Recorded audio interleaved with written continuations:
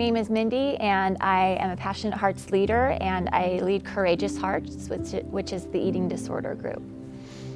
The Passionate Hearts ministry changed my world in the fact that I was able to move on in life. I was able to figure things out. As a result, I was able to go back to school and get my master's in professional counseling, and now I'm working on my doctorate.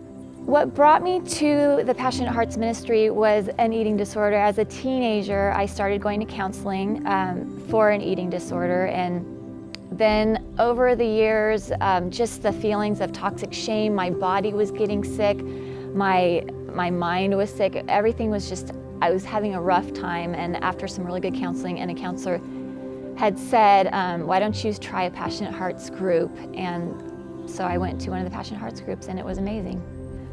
Participating in a group benefited me in the way that I felt like I was not alone. Individual counseling was amazing for me for many years, but going to group, I learned more in those 9 months in group than I had in years of counseling, just because I was surrounded by women that knew what I was thinking, that knew what I was feeling, and that had been through the things that I had been through. So it was just, I did not feel alone, and I just grew so much from it. Growing a Courageous Heart, the book taught me a lot about eating disorders and the various eating disorders. It talked about toxic shame, it talked about negative cognitive distortions.